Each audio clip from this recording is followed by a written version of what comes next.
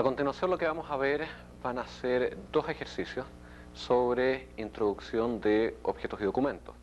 El primer ejercicio que vamos a ver es un ejercicio que presenta problemas.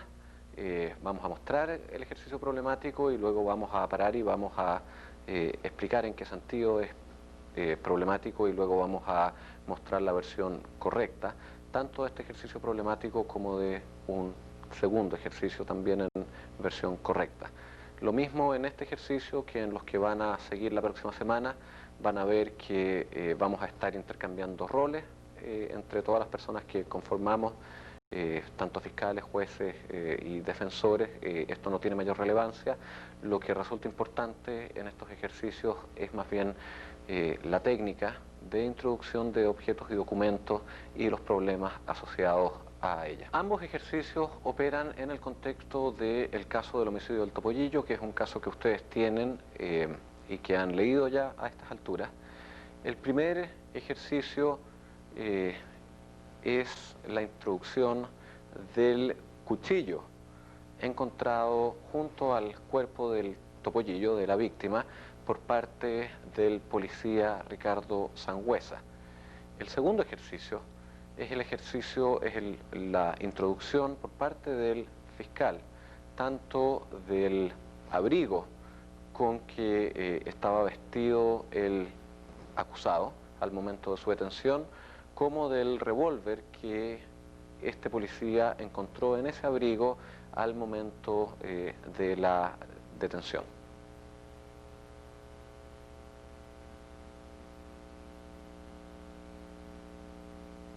¿Y usted registró en ese momento el cuerpo de la víctima? Obvio, cuando en ese momento, digamos, le revisé a la víctima para ver si encontraba algo que pudiera ser de evidencia para este juicio, encontré al lado derecho del cuerpo, donde yacía el cuerpo, encontré un cuchillo. Un cuchillo.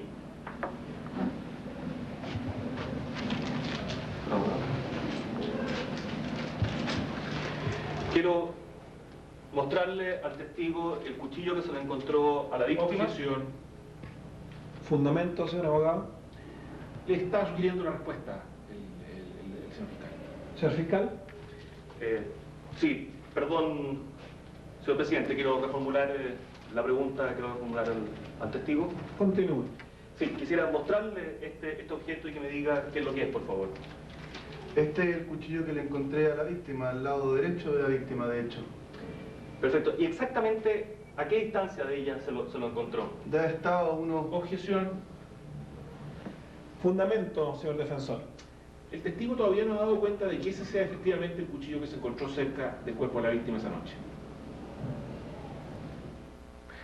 En el ejercicio que acabamos de ver, si ustedes notan, el fiscal intenta introducir el cuchillo. El cuchillo es un elemento de prueba en este juicio que tiene diversos usos, pero los tiene en la medida en que logre ser introducido como prueba. Y para poder ser introducido como prueba, como ya explicamos en la teleconferencia, nadie tiene por qué necesariamente creer que este cuchillo es el cuchillo encontrado cerca del cuerpo del Topollillo, o sea que este cuchillo es ese, simplemente porque el fiscal lo diga. Esto es lo que hemos llamado la lógica de la desconfianza. El fiscal tiene que ingresar información a través de testimonio que diga que este cuchillo es ese. Si ustedes se fijan en este ejercicio hubo dos objeciones. En la primera objeción, lo que el defensor objeta es que el fiscal simplemente tomó este cuchillo y dijo: le voy a mostrar a continuación el cuchillo que fue encontrado en tal y cual parte. La objeción en ese caso, si ustedes recuerdan, las palabras precisas que usó el defensor fue que el fiscal estaba poniendo las palabras en la boca del testigo. Técnicamente esta objeción es de sugestividad. Eso es tan sugestivo como cuando uno simplemente en cualquier otra pregunta le sugiere al testigo la respuesta a través de la pregunta. En el segundo caso, en cambio, una vez que el fiscal salva la cuestión de la subjetividad y le pregunta entonces al policía: ¿reconoce usted este objeto? La segunda objeción, incluso con la subjetividad salvada, fue más bien por falta de acreditación, o sea, porque no había mostrado el fiscal suficientemente a través de prueba independiente, que en este caso era el policía, el testimonio del policía, que este cuchillo, el que tenemos hoy en el juicio, sea ese que encontraron junto al cuerpo de Carlos Carmona, digamos, del Topollillo, la víctima en este caso. En consecuencia, y si ustedes ven lo que va a ocurrir luego, con este mismo ejercicio hecho correctamente, el fiscal va a tener que proveerse de información independiente y no solo de la pura afirmación del testigo que diga yo reconozco este cuchillo, sino que tiene además que dar razones de dónde viene ese reconocimiento, porque si no, entonces solo bastaría con el puro reconocimiento formal y con que uno instruyera al testigo para que reconociera cualquier cosa que uno le ponga por delante. En este caso, o en general en todos los casos, como hemos visto en la teleconferencia, esas razones acerca de por qué el testigo reconoce el objeto que se le está presentando, en este caso el policía respecto del cuchillo, pueden provenir o bien de que hay un cierto procedimiento que precisamente pretende diferenciar este objeto de otros y así poder identificarlo luego en el juicio, como por ejemplo cuando la policía sigue una cierta cadena de custodia y entonces rotula de una cierta manera los objetos, que fue, si ustedes recuerdan, lo que ocurría precisamente con el revólver, o lo que ocurrirá con el revólver en el segundo caso que veremos. O bien la segunda vía es lo que ocurre en este caso, en que el objeto tiene particularidades que le permiten al policía decir suficientemente, explicar suficientemente por qué reconoce este objeto. Y si ustedes recuerdan, lo que dijo el policía en este caso es que además de que este cuchillo fuera idéntico al que él vio ese día, el cuchillo que él vio ese día tenía las iniciales JCC talladas en su estructura, y también este cuchillo que le estaban presentando tenía esas mismas iniciales. Y es para el tribunal decidir si esta razón que está dando el policía acredita suficientemente el objeto en términos de que podemos de aquí para adelante considerar que este objeto que están presentando es exactamente ese cuchillo encontrado ese día. Y de aquí para adelante, una vez que el tribunal estima que la necesidad de acreditación está satisfecha, de aquí para adelante todas las partes pueden referirse a este objeto como el cuchillo encontrado ese día junto al cuerpo de Juan Carlos Carmona. Veamos a continuación este mismo ejercicio, pero ejecutado correctamente por el fiscal.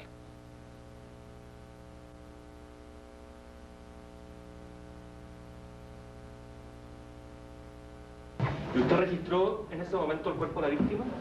Obviamente, después de todo el procedimiento, procedí a registrar a la víctima. Él se encontraba ahí en ese lugar algo que podía ser de evidencia para este juicio. ¿Y encontró algo? Sí, efectivamente, aproximadamente unos 30 centímetros del cuerpo de la víctima, o sea, mejor dicho, de la mano de la víctima, la mano derecha de la víctima, había un cuchillo. ¿Un cuchillo con alguna característica especial? Sí, es el cuchillo que se denomina un cuchillo tipo mariposa, básicamente por la capacidad que tiene de poder abrirse y cerrarse muy fácilmente. O sea, un cuchillo que tiene dos partes separadas. Sí, tiene dos partes cerradas que se abren, digamos, simultáneamente y la navaja, digamos, queda saliente. Quisiera exhibirle un objeto al testigo, señor abogado. ¿Me puede decir si reconoce el objeto que le exhibo en este momento? Sí, claro, este es el cuchillo que efectivamente encontré aproximadamente unos 30 centímetros de la mano de la víctima. ¿Y cómo le consta que sea este el cuchillo? Bueno, por varias razones. ¿Puedo abrirlo? Sí, por supuesto. Por varias razones. En primer lugar, porque como le explicaba, este es un cuchillo tipo mariposa, esos cuchillos que se abren muy fácilmente y la navaja queda, digamos, saliente. Y además de eso, porque este cuchillo tenía una característica especial y es que tenía unas ciertas iniciales puestas, digamos, en la parte de acá, que son JCC. JCC. Perfecto. ¿Desearía introducir este cuchillo como evidencia de la Fiscalía? Se introduce entonces como objeto material número 1 de la Fiscalía. Continúe, señor abogado. ¿Me permite para...? ¿Sí? ¿Nos podría indicar exactamente en qué posición estaba la mano de la víctima y el cuchillo? ¿En qué posición y en qué distancia, por favor? La mano estaba... Si quiere se puede poner de pie para mostrarlo. Puede hacerlo acá. La mano estaba tendida en el suelo, obviamente, en esta posición, y el cuchillo estaba abierto, digamos, en esta otra posición, es decir, estaba así. Así. Y directamente en relación la empuñadura con la mano. Mi apreciación es que efectivamente fue así. Muchas gracias, sargento.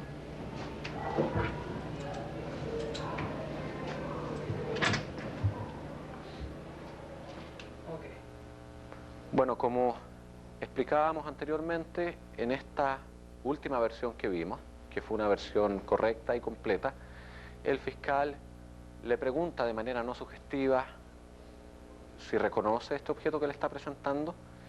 El policía dice que efectivamente este es el cuchillo que encontró ese día junto al cuerpo. El fiscal le pregunta cómo lo reconoce. El policía da razones, estas razones relativas a las marcas, a las iniciales que tenía la estructura del cuchillo grabadas, y el tribunal estima, básicamente por vía de que no hay una objeción respecto de esto, tanto el tribunal como la contraparte estiman que el cuchillo está suficientemente acreditado. Veamos a continuación un segundo ejemplo, correctamente ejecutado a propósito de el abrigo y el revólver que vestían y portaba respectivamente José Maldonado al momento de ser detenido por el policía. Y en el momento que lo detiene, quisiera que nos contara cómo iba vestido la persona. El imputado iba vestido con un pijama y arriba del pijama llevaba puesto un abrigo negro largo. Largo. Largo, un abrigo negro largo. Perfecto. Yo quiero mostrarle al sargento Sangüesa. Bueno, quisiera que el abogado defensor lo viera previamente, mostrar este objeto. Quisiera por favor que me diga qué es lo que es esto. Este es un abrigo negro largo. ¿Y reconoce este abrigo? ¿Lo ha visto anteriormente? Claro, este fue el abrigo que yo mismo le incauté al imputado. Pero, ¿cómo está seguro que es el mismo abrigo? Bueno, lo reconozco perfectamente porque, como le digo, es un abrigo largo, negro, porque me recuerdo la marca, era Bill Blass, y además porque cuando yo se lo incauté, lo rotulé con el número 4, básicamente para todo el tema de la evidencia, para poder después pasárselo al Ministerio Público. Y le pediría que por favor lo revisara y nos dijera si está exactamente en las mismas condiciones que el día que usted lo incautó. Está exactamente igual que como yo se lo incauté al imputado. Muchas gracias, sargento. La Fiscalía sería entonces introducir este abrigo como evidencia de prueba. Se introduce el abrigo como evidencia número 2 de la Fiscalía en este juicio. Continúe, señor fiscal. Además de incautarse usted del abrigo en ese momento, ¿encontró algún otro objeto?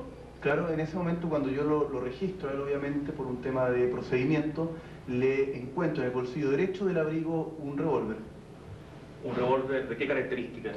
Bueno, resultó ser un revólver marca Famae y calibre 38, es un revólver que tiene una cacha de madera. No, ese era el que estaba en el bolsillo. ¿Un revólver pequeño, grande? No, ese modelo, el modelo de la marca Famae es más bien de, digamos, un revólver bien grande. Perfecto.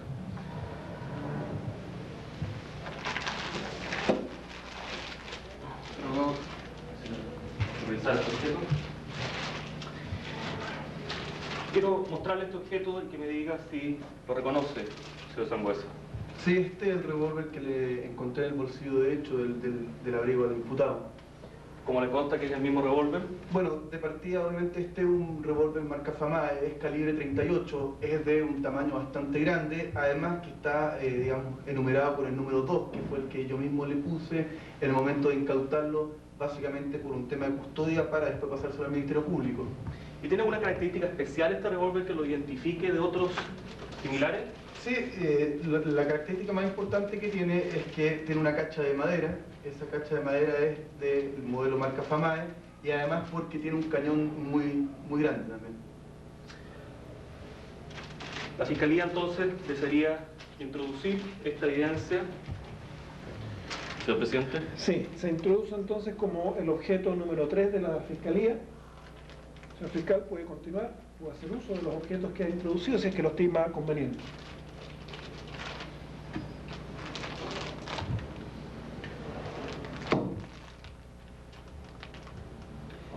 Señor Sangüesa, a ver, quiero que quede suficientemente claro lo que nos está contando. ¿Tendría la amabilidad de pararse un segundo? ¿Cómo exactamente llevaba el abrigo el imputado, no sé si se lo podrá colocar el Por favor, testigo. continúe. Muéstrenos exactamente cómo lo llevaba. Bueno, él llevaba puesto un pijama, como le conté, y arriba del pijama llevaba puesto este abrigo. ¿Lo llevaba cerrado? Lo llevaba, en esta posición no lo llevaba completamente cerrado, lo llevaba, digamos, abierto acá. Perfecto, perfecto. Y muéstrenos dónde estaba entonces este revólver. ¿Puede hacer uso del revólver? Por favor, señor, continúe. En el momento en que yo lo veo y lo procedo a detener, el sujeto lo llevaba en el bolsillo y lo terminaba de cubrir con su mano, es decir, iba con la mano puesta dentro del bolsillo. ¿Y es posible caminar con el revólver adentro del bolsillo sin que se caiga? Sí, de hecho cae perfecto, no cae justo y tapado con la mano no se ve. De hecho el sujeto iba caminando así. ¿Iba caminando rápido? Sí, iba, digamos, mi primera impresión fue que el sujeto estaba huyendo del lugar. ¿Y cómo lo alcanza a detener usted si es que él le lleva la delantera? Porque obviamente yo cuando lo identifiqué como el posible sospechoso, procedí a correr y a obligarle a que se detuviera, porque digamos, él era el que tenía el sujeto sospechoso. ¿Él trató de ocultarle a usted que andaba con un revólver? ¿Usted se lo descubrió o él le dijo o le entregó algo? En un primer momento él obviamente intentó ocultarlo, de hecho intentó retroceder como tratar de ingresar al domicilio, pero en ese momento cuando yo ya lo tenía detenido, procedía digamos, a registrarlo, a decirle que estaba detenido en calidad de sospechoso por el homicidio que se había producido recién y obviamente a reducirlo. Esto es parte del procedimiento, de hecho. Muchas gracias. Pueden entregarme el paso de día para atrás. Los ejemplos que acabamos de ver nos permiten resaltar una segunda cuestión respecto de los objetos y documentos, y es que los objetos y documentos se presentan para ser utilizados por las partes, en términos probatorios, para mostrar cosas, y en consecuencia los objetos y los documentos son ofrecidos al servicio de un cierto relato. Y ustedes ven que cuando el fiscal introduce el abrigo y el revólver, no solo los introduce y los ingresa como prueba y simplemente los deja arriba del estrado para que el tribunal los aprecie, sino que toman ese abrigo y ese revólver y los pone al servicio de una historia. Hace que el policía se ponga el abrigo y luego que muestre dónde fue que encontró el revólver, en cuál bolsillo, y de hecho cuando el policía pone el revólver en el bolsillo, uno ve que ese revólver cabe en el bolsillo, que la historia que el policía está contando es plausible, y los jueces se, digamos, incluyen en su imagen acerca de la historia que el fiscal está contando, la plausibilidad de que ese revólver haya sido hallado dentro del bolsillo de ese abrigo. Ya hemos tenido varias oportunidades de revisar casos o ejemplos en los que se han introducido objetos en el juicio. Lo que vamos a ver ahora es un caso donde se va a introducir un documento por parte de la Fiscalía.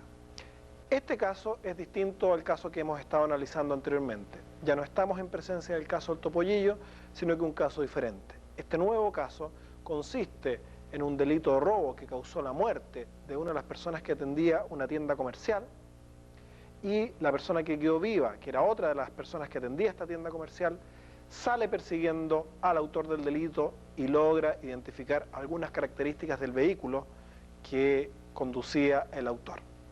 Veamos el caso y luego veremos algunos comentarios de las particularidades que tiene la introducción de documentos en juicio.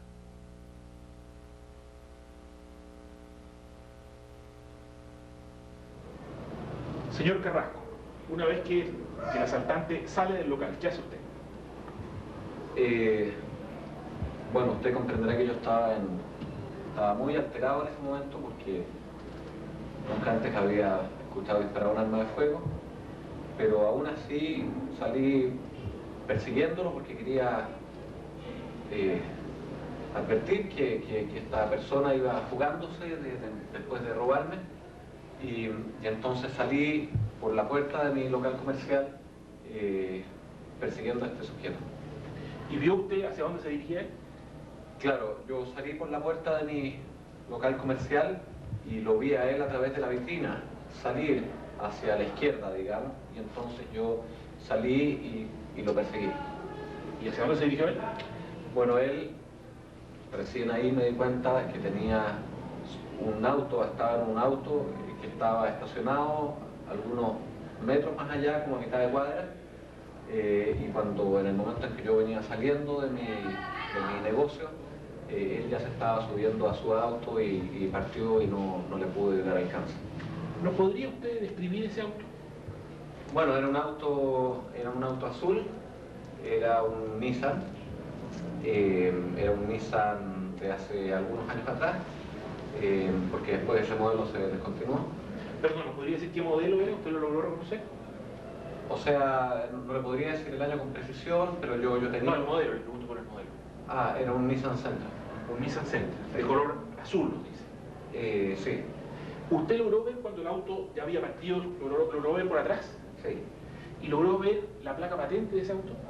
Vi la placa patente, pero no logré retener el número completo, pero sí recuerdo con perfección la primera letra y el último número de la placa patente. O sea, usted lo que vio fue un Nissan Sentra azul y logró identificar la primera letra y el último número. ¿Nos podría decir cuál es esa la primera letra y cuál es el último número? Era la letra E y el número 4. Muy bien, muchas gracias.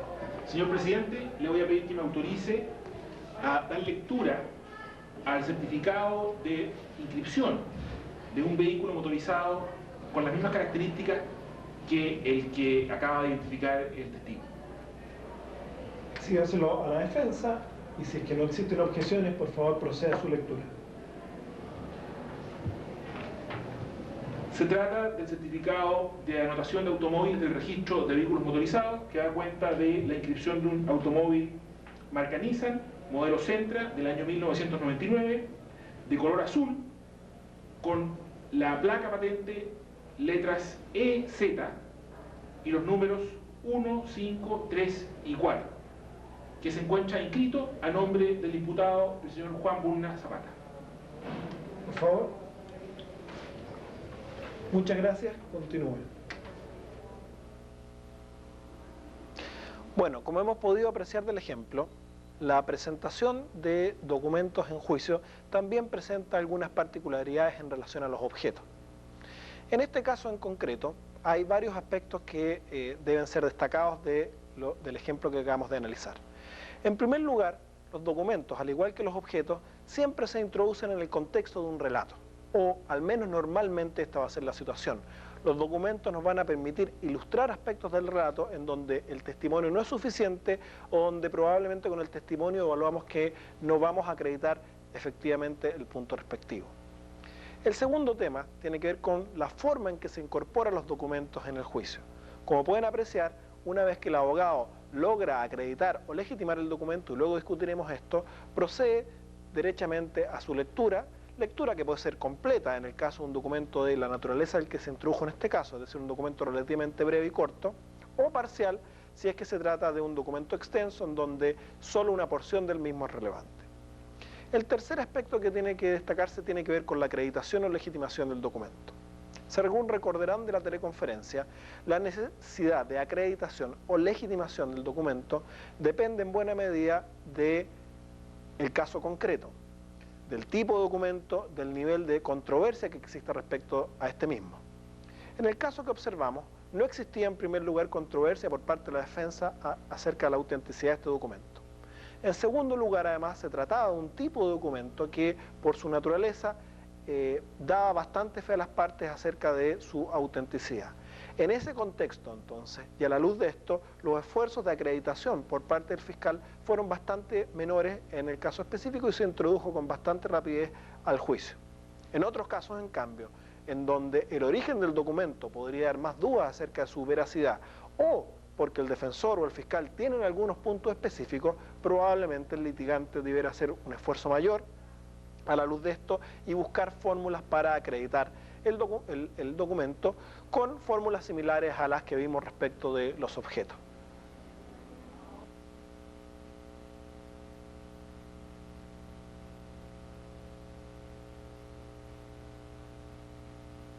En esta sesión analizaremos las destrezas requeridas para litigar en juicios orales referentes a los peritos o a los testigos expertos, es decir, a personas que comparecen a declarar en juicio derivados de su conocimiento especial en ciertas ciencias o artes y que han sido llamados precisamente para dar una opinión experta en el caso en concreto. Hemos visto que, por regla general, las destrezas requeridas para el examen y contraexamen de peritos son muy similares a las reglas exigidas desde el punto de vista de la litigación, para los testigos comunes y corrientes. Sin embargo, también señalamos que se presentan algunas particularidades que es necesario poner énfasis. A continuación, veremos un ejemplo de un examen directo y un contraexamen formulado a un perito para precisamente discutir algunas de estas particularidades. La película que vamos a ver es una película nueva, que no habíamos visto en anteriores videos. Se trata de una película denominada Mucho más que un crimen. También es una película de principios de los años 90, comercial, norteamericana, que trata lo siguiente. Se trata de un inmigrante que ingresó a Estados Unidos y muchos años después, un par de décadas después, el gobierno de su país de origen está pidiendo la extradición porque él supuestamente habría sido un criminal de guerra de la Segunda Guerra Mundial, un criminal de guerra nazi. En consecuencia, la petición de extradición es examinada en un juicio para determinar si efectivamente esta persona que ingresó a los Estados Unidos es la persona que el gobierno polaco señala fue el persona autor de estos crímenes de guerra. La disputa está por el hecho de que esta persona que está siendo enjuiciada para ver si se extradita o no, ingresó a los Estados Unidos con un nombre distinto al nombre que tenía originalmente en su país. A continuación, en consecuencia, veremos el examen directo del perito que es llamado a declarar acerca de la autenticidad de los documentos que se están discutiendo en este juicio, tanto la tarjeta de identificación que esta persona tenía en su país de origen como un policía, como un militar, y a su vez el pasaporte que obtuvo al ingresar a los Estados Unidos. You may call your first witness, Mr. Burke. I'm employed by the United States Department of Justice, the Immigration and Naturalization Service at the Forensic Document Laboratory in McLean, Virginia. I'm a senior forensic document examiner. Now, what is the date of the Arrow Cross Special Section Identification Card? November 1st, 1944. Now, what is the date of the immigration card issued upon arrival to the United States, the so-called green card? February 12th, 1952. Mr. Nathanson, what is your conclusion concerning the two documents? My conclusion is that the photographs are of the same man and the signatures are of the same man, Michael J. Laszlo. Did you conduct an examination as to the authenticity of the Government Exhibit 1, the Special Section ID card? Objection, Your Honor. Government Exhibit 1 is not a Special Section Identification card. It is a photostat of a Special Section Identification card. Sustained. I conducted a full-phase examination of the photostat I was provided to determine whether there had been alteration in any form. What methods did you use? I studied the document under low-power stereoscopic microscope to determine background tone. In addition, I did a photo study and handwriting analysis using all scientifically accepted methods. And what is your conclusion, Mr. Nathanson? The exhibit is authentic, in my opinion. Your witness.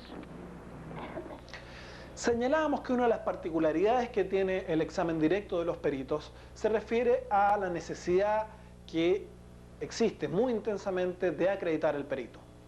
Decíamos que era muy relevante la acreditación del perito debido a que en buena medida la credibilidad del perito va a depender de cuán buen perito es, y esto es algo que necesariamente se trabaja a nivel de acreditación. La acreditación, hemos visto, es algo relevante para todos los testigos en juicio. Sin embargo, para el perito es absolutamente indispensable o esencial. ¿Qué es lo que vimos en esta película? En esta película vimos algún aspecto de la acreditación.